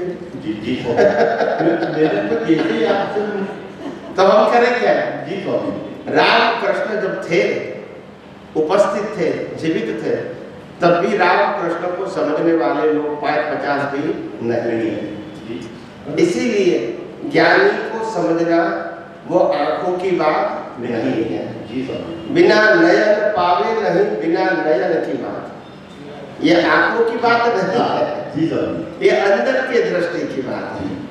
तो जैसे जैसे अंतर्मुखी होंगे और अंदर शुद्धात्मा में रह के सभी अवस्था को दर्शन के रूप में कुदरती रचना देखेंगे, तभी समझ में आएगा विज्ञान क्या है। जी स्वामी, जब तक मन वचन काया को पुरुषार्थ के रूप में देखेंगे तब तक तो ये विज्ञान समझ में नहीं आएगा। यही तो अज्ञान है कि ये जो मन वचन में आया है इससे पुरुषार्थ हो सकता है, इसी अज्ञान को तो निकालना है। और इसी को अगर पुरुषार्थ कर देंगे तो फिर तो व्यवहार में तो ये रहेगा, व्यवहार में ये रहेगा। क्या करेंगे हम? कुछ नहीं कर सकते। हमारा काम, रामकृष्ण भी कुछ नहीं कर सकते तो क्या करेंगे? जिसको समझना है इसको समझा सकते हैं, जिसको नहीं समझना है इसको हम कुछ नहीं कर सकते। रामकृष्ण भी नहीं कर सकते हैं। और ज्ञानी पुरुष दादा भगवान ने भी खुद बताया कि लास्ट ईयर ऑफ दादा भगवान 1986 में उन्होंने खुद ने ही बताया कि मेरे बाल की टोच जितना भी साइंस बाहर नहीं निकला है। ये उन्होंने खुद ने बोल दिया। जी बोला। तो हमको और कुछ ज्यादा बोलने की जरूरत नहीं है। अभी आपको समझ लेना है। जो व्यक्ति ये कहता है कि हम यही बात को प्रोजेक्ट करते हैं तो इट इज इक्वल है, इसमें बाल की टोच जितना साइंस नहीं है वो प्रूव करते हैं, बोलते नहीं है। बिल्कुल हमको प्रूव नहीं करते, दादा भगवान को प्रूव करते हैं। वो खुद ही प्रूव करते हैं। समझ में आया? और इसीलिए वो गलत है ऐसा नहीं कहूँगा, रिलेटिव सत्य। विज्ञान में गलत शब्द नहीं होता है, या तो रिलेटिव सत्य या सनातन सत्य, दो ही ऑप्शन है। तीसरा ऑप्शन क्योंकि रिलेटिव सत्य वो उसका व्यू पॉइंट है, उसको कहेगी गलत। जो अपनी अपनी मान्यता वो रिलेटिव सत्य, इसको गलत नहीं कहते, मगर वो सनातन सत्य या कुदरती कानून के ऊपर आधारित नहीं है। कितनी क्लियर बात कहा विज्ञान ने। जी बिल्कुल, कंफ्यूजन ही नहीं है। कंफ्यूजन ही नहीं है, बिल्कुल हृदय पर आ जाती है वो चीज, क्योंकि वो सत्य है, अटल सत्य है, सनातन सत्य है। तो उसको फिर समझाने की जरूरत नहीं, सिर्फ बताने की जरूरत है। जब भगवान महावीर जब विचरते थे उस समय उसके गणधर्वी उनके साथ विचरते थे, और भगवान तो विचरते समय बोलते नहीं है, सिर्फ समोवसर में ही बोलेंगे। तो गणधर तो बीच में बोलते हैं, ये उनका रोल है, सबका अपना अलग अलग रोल है। उस समय उस जमाने के अंदर पार्श्वनाथ भगवान तो थोड़े समय पहले ही हो चुके थे, महावीर और पार्श्वनाथ के बीच ज्यादा अंतर नहीं है। तो उस समय महावीर के शिष्य भी, अरे पार्श्वनाथ के शिष्य भी वहां विचर रहे थे। तो एक बार दोनों का मिलन हुआ, संयोग वसात। तो एक दूसरे बात करते हैं कि हमारे तीर्थंकर भगवान पार्श्वनाथ ने ये बताया है और तुम्हारे तीर्थंकर भगवान महावीर ये बताते हैं, तो इतना तीर्थंकरों की भाषा में अंतर क्यों? क्योंकि पार्श्वनाथ भगवान 4 महाव्रत की बात करते थे। कितनी करते थे? सत्य, अहिंसा, अचौर्य और अपरिग्रह। और भगवान महावीर ने 5 महाव्रत बताए, ब्रह्मचर्य, और दादा भगवान ने छठा ऐड किया, रात्रि भोजन त्याग। ये सब बातें मालूम होना चाहिए कि उसकी उत्पत्ति कहाँ हुई। बोलते नहीं है, रोज बोलते रहेंगे पोपट की तरह 6 महाव्रत। कोई कहीं पूछे तो कौन सा, तो वो तो नहीं मालूम। पोपटिया ज्ञान, पोपटिया ज्ञान समझ में आता है। पोपट को मालूम नहीं कि राम को मरचा का नाम है या जाफर का नाम है, मगर बोलते हैं राम राम। ऐसे यहाँ भी मालूम नहीं है। तो हर बातों को मालूम होना चाहिए। इसको कहते हैं अवेयर पर्सन। मैकेनिकल बोलना वो जागृत व्यक्तियों का काम नहीं है। जागृत व्यक्ति तब बोलेंगे जब इसको समझ में आएगा। बिना समझे वो बोलेंगे सुनेंगे जरूर मगर बोलेंगे नहीं। बोलना वो रिस्पॉन्सिबिलिटी है। समझ में आया? लोग आपके पास प्रमाण मांगेंगे, तो उस जमाने में उन्होंने प्रश्न किया कि हमारे तीर्थंकर भगवान पार्श्वनाथ ने तो 4 महाव्रत दिए हैं और महावीर भगवान ने तो 5 महाव्रत दिए, ऐसा अंतर क्यों? ऐसा अंतर तब गौतम स्वामी ने केसी स्वामी नाम के गणधर पार्श्वनाथ के इनको बताया कि तीर्थंकर भगवान जब महाव्रत की बात करते हैं तो काल के हिसाब से करते हैं, ये कोई सनातन सत्य नहीं है। और आध्यात्म विज्ञान ने पहली बार बताया 5 महाव्रत सनातन सत्य नहीं है, रिलेटिव सत्य है। इतिहास में किसी ने बताया? बोलते नहीं है। सबने बताया कि 5 महाव्रत से ही मुक्ति होगी, बोलते नहीं है। आध्यात्म विज्ञान ने साफ बता दिया 5 महाव्रत रिलेटिव सत्य है, सनातन सत्य नहीं है। ये प्रकृति की बात है, प्रकृति को फॉलो करना है और प्रकृति का कंट्रोलर हम नहीं। तो ये हमारा सब्जेक्ट नहीं है, प्रकृति का हो सकता है, हम इसको मना नहीं करते हैं। मगर हम प्रकृति नहीं है तो हमारा सब्जेक्ट तो कम से कम नहीं है, और हमको अनुभव करना है आत्मा का, प्रकृति का नहीं। मगर ये विज्ञान ने बताया, आध्यात्म विज्ञान ने, उसे पहले कभी सुना नहीं। हर बातों में अध्यात्म विज्ञान बीच में आएगा। शब्द पुराने होंगे, दृष्टि आज की होगी। शब्द पुराने होंगे, दृष्टि, और प्रश्न दृष्टि की कीमत है, जैसी दृष्टि वैसी शब्दों की कीमत नहीं। जो गीता के ज्ञान से अर्जुन को दृष्टि प्राप्त हुई और मोक्ष में भी गए, वो आज गीता पढ़ने वाले और पढ़ाने वाले, समझ में आया? जो लोग गीता को बोलते हैं, समझाते हैं और समझने वाले, दोनों में से किसी के पास साइंटिफिक विजन नहीं, और इसीलिए बोलने वाला समझने वाला दोनों यहाँ है। कोई कृष्ण बनता नहीं, बोलते नहीं है, शब्द तो वही के वही।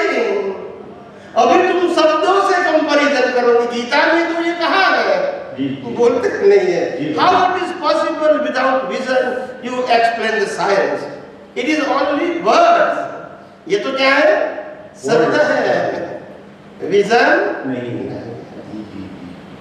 विजन के बगैर बल भी नहीं आया, क्योंकि कृष्ण भगवान के पास विजन था और अर्जुन भी समर्थ थे।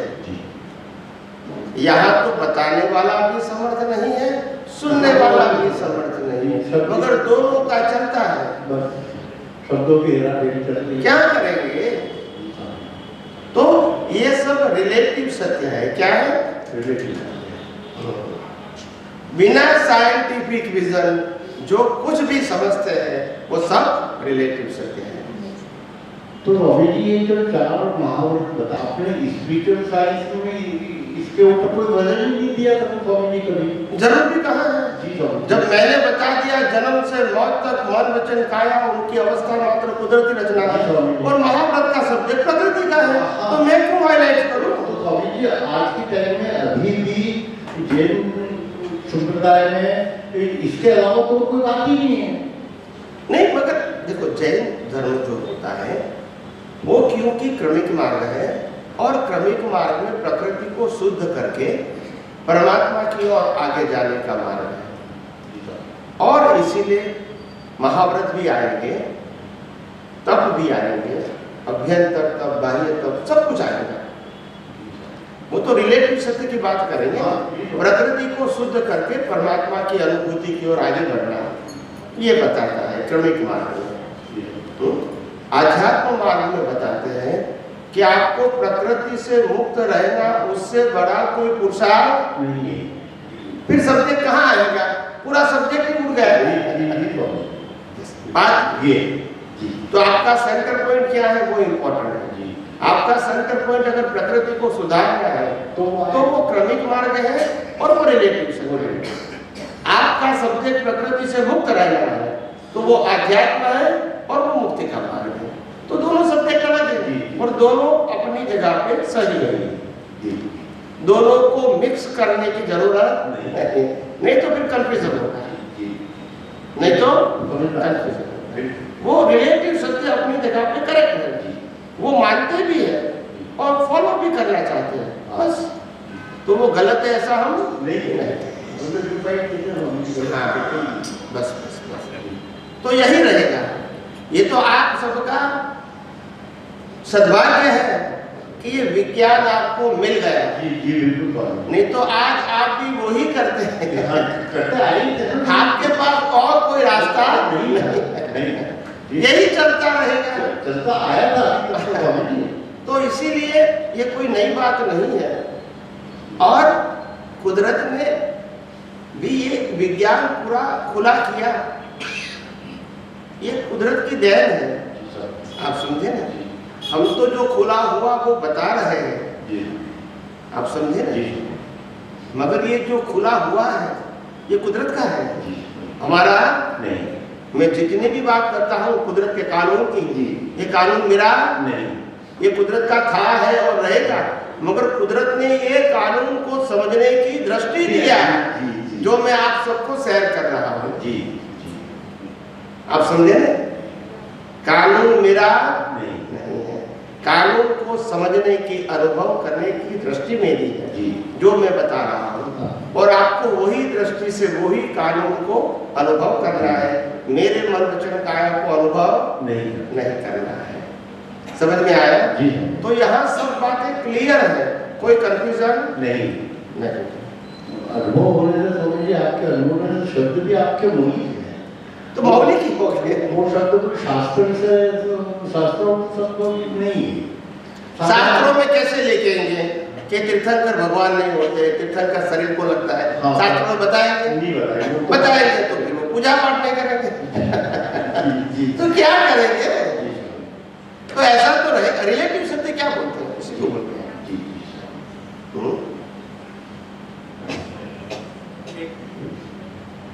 बोलिए। स्वामी जी, अक्सर सुनने में आता है ज्ञान सूक्ष्म होता है, इसके ऊपर थोड़ा प्रकाश करें। ज्ञान सूक्ष्म होता है, ज्ञान गहन होता है। आध्यात्म मार्ग गहन है। आध्यात्म मार्ग आम आदमियों को समझ में नहीं आता है। ऐसा हमने शब्द धर्माचार्यों के माध्यम से सुना है, क्योंकि जिसके पास अनुभव ज्ञान का, आध्यात्म विज्ञान की दृष्टि है ही नहीं, वो और क्या उत्तर देंगे? बोलते नहीं है। वो तो यही बताएंगे गहन है, तुमको समझ में नहीं आएगा, अभी जो तुम करते हो वो करते रहो, आगे आगे सब कुछ हो जाएगा। मगर ये थोड़ी कहेंगे कि मेरे पास ही नहीं है, वो तो नहीं कहेंगे, वो तो पोल खुल जाएगी उसकी, ऐसा तो नहीं कहेंगे ना। समझ में आया? मगर जब हमने विज्ञान समझाया तो आपको लगा कि ये गहन है, ये डिफिकल्ट है, ये इम्पॉसिबल है। जब समझाने वाला समर्थ होता है तो सब कुछ सरल हो जाता है, जब समझाने वाला असमर्थ है तो सब कुछ डिफिकल्ट हो जाता है। समझ में आता है? क्या करें जब उनको खुद को ही मालूम नहीं है तो आपको कैसे बताएंगे? इसीलिए जैसे जिनकी पात्रता है वही कहेंगे और उस प्रकार से सामने वाला भी वही समझेगा। उसमें क्या करेंगे? ये तो चलता ही रहेगा। आप समझे? और भारतवर्ष के इतिहास के अंदर पहली बार ऐसा हुआ है कि एक सामान्य व्यक्ति दुनिया के सामने अपने अनुभव को अपने सामर्थ्य के साथ और आत्मविश्वास के साथ पेश करता है दुनिया के इतने सारे धर्मों के सामने। आप समझे ना? तो ये कोई साधारण बात नहीं है। दुनिया की परंपरागत बात करना वो तो कोई भी कर सकते हैं, मगर दुनिया के सभी धर्मों से विमुख और दुनिया के सभी धर्मों को फॉर्मेट बताने वाला उनका विजन कैसा होगा? आप समझो, ये शब्द नहीं है, ये अनुभूति है। अनुभूति से शब्द निकलते हैं, शब्दों से अनुभूति नहीं होती है। आप समझे? दुनिया के सभी धर्मों को फॉर्मेट बताना ये कोई साधारण बात है? The person they go beyond the religion, वो ही बता सकते हैं। जो एक दूसरे धर्मों की बात करते हैं वो फॉर्मेट शब्द नहीं बता सकते, क्योंकि वो तो फॉर्मेट में ही तो है। समझ में आया?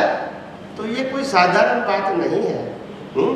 और ऐसा साधारण व्यक्ति कि जिसके पास न खुद का घर है, न ऑफिस है, न मैनेजर है, न कारकुन है, न पटावाला है, न शिष्य है, बोलते नहीं है, फिर भी दुनिया चलती है। समझ में आया? हाँ। तो हालांकि ज्ञानी पुरुष दादा भगवान भी ऐसे ही थे। वो बड़ौदा के अंदर, गुजरात के बड़ौदा के अंदर मामा की पोल के अंदर उनका किराए का मकान था। लास्ट मोमेंट तक 30 रुपये का किराए का मकान में वो लास्ट मोमेंट तक रहे। और सिंपल उनकी लाइफस्टाइल भी क्या थी? काफी सिंपल, कोई दिखावा नहीं। समझ में आया? एक दिखने में साधारण व्यक्ति के अंदर असाधारण ज्ञान था। समझ में आया? और पूरे विश्व के अंदर पहली बार उन्होंने धर्म को विज्ञान शब्द से नवाजा।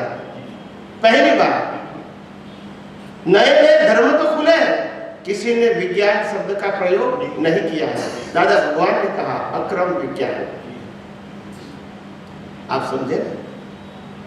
तो ये उनकी सबसे बड़ी सिद्धि थी। और दूसरी बात, उन्होंने ही प्रतिष्ठित आत्मा की बात विश्व में पहली बार की है। उससे पहले किसी ने प्रतिष्ठित आत्मा की बात नहीं की थी। दो ही बात करते थे, शरीर और आत्मा, शरीर और आत्मा, तो यही बात थी। बीच में जो प्रतिष्ठित आत्मा पुरुषार्थ करने वाला है वो तो कहीं था ही नहीं। ये उनकी देन है, ये उनका संशोधन है, उनका अनुभव है। आप समझे? बहुत बड़ी बात कर दी। ये तो आम लोगों को समझ में नहीं आता है, वो एक अलग बात है, क्योंकि उनका लेवल ऑफ अंडरस्टैंडिंग नहीं है, तो क्या करेंगे?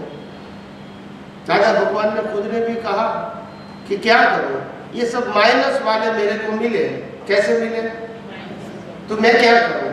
अभी 100 में से माइनस 2-3 मार्क वाले को कितना समझा? फिर कविराज को बोलना पड़ा कि पाड़ा को वेद पढ़ाया। पाड़ा समझते हैं ना? बोलते नहीं है।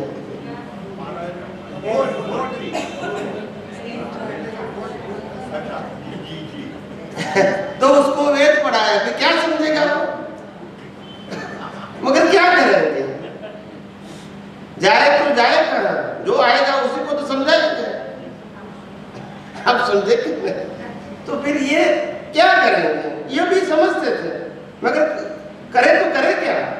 उन्होंने लास्ट 5 साल बहुत प्रयास किया, 82 से 87, कि मेरे को साइंटिस्ट मिला दो, मैं पूरा साइंस बताना चाहता हूँ। ये उनकी इच्छा थी और व्यक्त भी बार बार करते थे, यहाँ भी और विदेशों में भी करते थे, मगर संजोग नहीं बना। क्या करें? समझ में आया?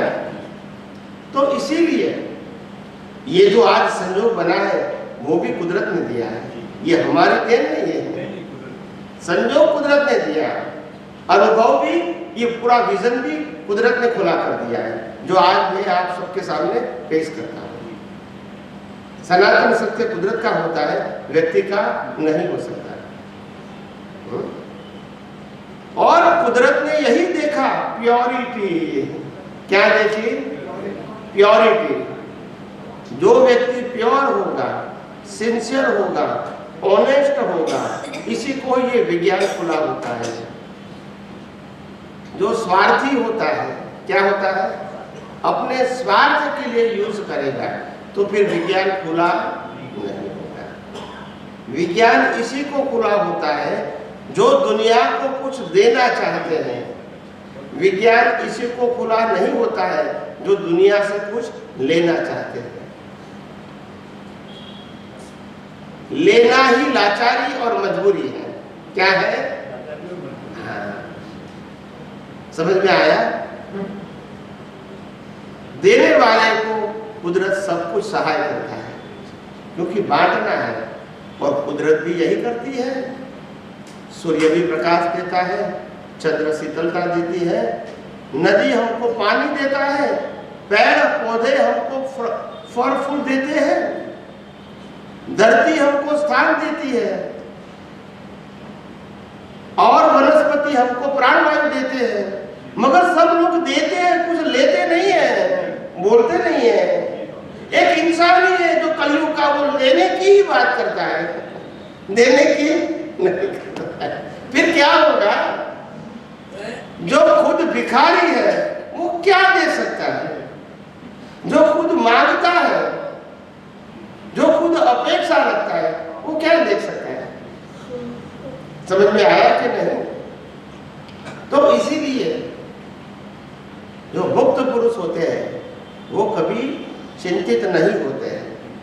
उनको सब कुदरत के ऊपर भरोसा है कि जो कुछ भी होने वाला है, हो रहा है और भविष्य में होगा, वो कुदरत की सहायता से ही होगा। हम तो निमित्त मात्र है और इसका यश लेने की जरूरत नहीं है। ऐसे प्योर व्यक्ति को कुदरत हर संजोग दे देती है क्योंकि वो कुदरत का ही हिस्सा है। जो कुदरत का रोल है, कुदरती अवस्थाओं का रोल है, वो ही रोल उनका भी है। ये सभी अवस्थाएं देती है। जैसे ये व्यक्ति भी क्या करता है? देता है। तभी तो कुदरत पेड़ पौधे को हेल्प करती है, नहीं करती है? नदी को करती है, पहाड़ों को करती है, ऐसे ज्ञानियों को भी हेल्प करती है क्योंकि वो भी देने का काम करते हैं, लेने का काम नहीं। प्रत्यक्ष में देख रहे हैं ना स्वामी, प्रत्यक्ष में देख रहे हैं। तो हर बातों में जब सनातन सत्य आ जाता है तो फिर कोई प्रकार का कंफ्यूजन रहता नहीं। जी अभी आपने दादा भगवान की बात कही कि 30 रुपए के किराए के मकान में रहते थे। हाँ, साधारण लोग नहीं, हमने तो देखा था, हम गए भी थे। जी स्वामी जी, तो आपको प्रत्यक्ष से देख रहे हैं स्वामी। वही तो बात है, उनको कहाँ फर्क है दादा भगवान और आपका भी तो प्रत्यक्ष नहीं, जिनका जो है वो तो बताएंगे ना, इसमें क्या है। और आपका भी ज्ञान दर्शन कोई कमी होगी स्वामी जी, बहुत उच्च है। हमारा अहोभाग्य के आपके दर्शन और आपका ज्ञान हमें मिलता है। ये हमारे पिछले जन्म की कुटिया ही है स्वामी जी, जो आज हम आपके सामने बैठे हैं। जय सच्चिदानंद। क्या हुआ समय और बताइए, मेरे को कुछ मालूम नहीं। 6 बज गए। स्वामी जी मुझे ये बोलना है, बंद है। बस मुझे ये बताना है कि आप बोल रहे हैं कि कुछ प्रश्न कीजिए या कुछ पूछिए, पर मुझे ये लगता है कि जैसे दूध में मक्खन होता है लेकिन वो दिखता नहीं है, तो आपने तो उसका पूरा निकाल के हमारे हाथ में मक्खन रख दिया, तो हम कितना भी उसको चाहे आप भिगोएंगे लेकिन अब उसमें से कुछ नहीं निकलेगा, तो हम प्रश्न कहाँ से लाएं? आपने तो पूरा एसेंस मतलब हमको पूरा साफ तत्व निकाल के दे दिया, पूरी चीजें मतलब इतने सहज, इतने साधारण और इतने सिंपल लैंग्वेज में कि हम जो जितनी भ्रांतियों में, भ्रम में ये करें नहीं करें, क्या करना चाहिए, मतलब आपने तो डू नथिंग और बी नथिंग, कुछ करना नहीं है, कुछ बनना नहीं है, मतलब कुछ भी नहीं करना आपको, मतलब कितना हल्का कर दिया, तो प्रश्न कहाँ से आएंगे? मतलब बिल्कुल सुनने बना दिया आपने। जैसे आपने बोला कि किसी को जैसे करना भी नहीं है, मतलब कि जैसे अपन सोचे कि मुझे प्रेम करना है, मुझे दान करना है, धर्म करना है, पुण्य करना है या जो भी करना है, आपने तो सबसे बिल्कुल अलग कर दिया, जैसे कि कुछ करना ही नहीं है, कि लव भी अगर किसी को करना है तो स्टेट ऑफ माइंड है, एक्शन में भी करना है। मतलब जैसे किसी को लगता है ना मैं जाऊँ ये करूँ वो करूँ, कि love is not an action but state of mind. Yes. तो मतलब सब कुछ आपने ऐसे निकाल के दिया है कि मुझे तो लगता है कि इसके आगे कुछ बचा ही नहीं है। बराबर जी स्वामी जी, नहीं। बहुत अच्छा लगा, बहुत सुंदर। मतलब ऐसा लगा कि जीवन को हम कितना भारी, कितना वजन, मुक्ति, वैराग्य, त्याग, ग्रहण, मतलब कितना सब करके और वजन बांध के रखे थे। तो ऐसा लगता है कि मुक्ति ना कोई ग्रहण की है, ना त्याग की है, ना अपनाने की है, ना छोड़ने की है। मतलब बस एक कंटेनमेंट जो आपने दिया है कि ये विरक्ति का ज्ञान नहीं है, ये तृप्ति का ज्ञान है, कंटेनमेंट का ज्ञान है जो आपने हमको दिया है। यस। मतलब गजब। मतलब मुझे तो ऐसा लगता है कि क्या बचा है, कुछ बचा ही नहीं, बिल्कुल शून्य। जैसे एकदम आत्मा, मतलब जो हम समझते थे कि कहाँ है, कौन है, मैं कौन हूँ, हजारों प्रश्न जैसे अपने दिमाग में आते हैं। अगर हमको कुछ करना है, मतलब कि मुक्त होना, तो मतलब सारी चीजें ऐसे सुलझा के बिल्कुल आपने परोस के दे दी कि सिर्फ आपको चबाना है। जैसे कि बस उगासना है, जैसे गाय खाने के बाद बैठी बैठी उगासती रहती है। तो मुझे तो ऐसा लग रहा है कि जैसे आपने हमको दे दिया, सब खा भी दिया, सिर्फ अब उगासना है, जैसे कि अभ्यास करना है, जैसे प्रैक्टिस करना है, वाचन करना है बस। और अभी अध्यात्म विज्ञान के ग्रुप में जुड़ जाना, और जब भी 50 सत्संग मेरा सुन लेना, वो YouTube के ऊपर ही है। और आध्यात्म विज्ञान के अंदर जो फ्राइडे, सैटरडे, संडे जो लाइव होता है Zoom के ऊपर, उसमें भी आप जुड़ सकते हैं और प्रश्न सुन भी सकते हैं, प्रश्न और उत्तर, और प्रश्न कर भी सकते हैं। जैसे यहाँ बैठे हैं ऐसा ही होता है, जैसे ये सब लोग सुनते ही होंगे, आप समझे ना।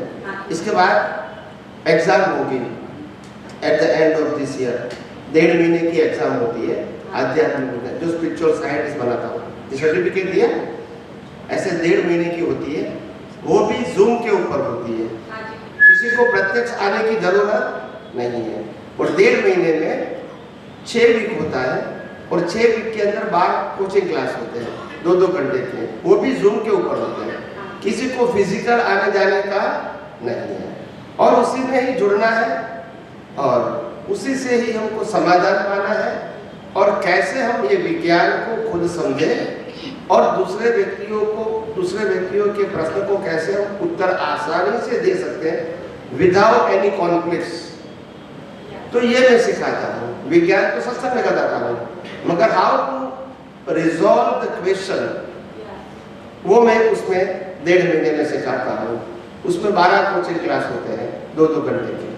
तो उसमें फिर बाद में जुड़ जाना। ये एंड ऑफ द ईयर होगा, शायद अक्टूबर-नवंबर में होगा। तो फिर अगर ये आपने एक बार 50-100 वीडियो सुन लिया, और 2, 5, 10 बार आप Zoom में भी जुड़ गए, उसके बाद ये क्लास कर दिया, तो फिर ये सर्टिफिकेट के आधार से आप भी खुद विज्ञान की बात कर सकोगे। आप समझे ना? तो इसीलिए किसी के लिए वो रिस्ट्रिक्शन नहीं है। समझ में आया? ये तो हम सनातन सत्य की बात करते हैं। कोई व्यक्ति के सत्य की बात किसी को भी बता सकते हैं, किसी को भी कह सकते हैं, ये किसी की ओनरशिप नहीं है। आप समझे ना? मगर समझने के साथ करोगे तो सामने वाले व्यक्ति को आप कुछ सही बता सकोगे, मित्र, आप समझ सकोगे, मगर प्रेजेंट नहीं कर पाओगे। तो इसीलिए मैं जो 1.5 महीने का कोचिंग क्लास लेता हूँ, इसमें how to explain the science and how to resolve the question, यही मैं सिखाता हूँ। Art of presentation and art of reply, ये मैं उसमें बताता हूँ। साइंस तो बता ही दिया है, साइंस तो कोई नया नहीं आएगा। तो धीरे धीरे आप भी यहाँ अपना ग्रुप बना के Zoom के ऊपर ही आप सत्संग कर सकते हैं, लोगों के प्रश्नों का उत्तर दे सकते हैं, कोई रिस्ट्रिक्शन नहीं है। बहुत सारे हमारे साइंटिस्ट सत्संग करते ही हैं, आज भी करते हैं, अपना अपना ग्रुप बना के Zoom के ऊपर। समझ में आया? किसी को फिजिकल मिलने की जरूरत नहीं है। जूम पे एक ग्रुप बना देते हैं व्हाट्सएप पे, उसमें मैसेज डाल देते हैं, सभी का नाम होता है उसके ऊपर कि आज इतने बजे हमारा सत्संग आध्यात्म विज्ञान के ऊपर रहेगा। फिर लोग जुड़ेंगे, फिर प्रश्नोत्तरी होगी, आपको उत्तर देना है, ऐसा चलता रहेगा। आपका परिपक्व होगा और दूसरे को गाइड मिलेगा, गाइडेंस मिलेगा। ओके, जय श्री राम। समाप्त करना है। ओके, चलो हम प्रार्थना करते हैं अभी। हे अंतर्यामी परमात्मा, आप हर एक जीव के अंदर विराजमान है। वैसे मुझ में भी विराजमान है। आपका स्वरूप मोही मेरा स्वरूप है। मेरा स्वरूप शुद्ध आत्मा है। हे शुद्ध आत्मा भगवान, मैं आपको अभेद भाव से अत्यंत भक्तिपूर्वक नमस्कार करता हूँ। अज्ञानता के वश, अजागृति के वश, मिथ्या ज्ञान मिथ्या दर्शन संबंधी दृष्टि से जो कुछ भी दोष हुए हैं और हो रहे हैं, वो सभी दोषों को आपके समक्ष जाहिर करता हूँ। उनके लिए हृदय से क्षमा याचना चाहता हूँ। हे प्रभु, मुझे क्षमा करें, क्षमा करें, क्षमा करें। और बार बार ऐसी दृष्टि संबंधी गलतियां न करूं। ऐसी आप मुझे दृष्टि प्रदान करें। हे शुद्धात्मा भगवान, आप ऐसी कृपा करें कि हम में से भेदभाव निकल जाए और अभेद स्वरूप प्राप्त हो। आप और हम अभेद भाव से तन्मयाकार रहे।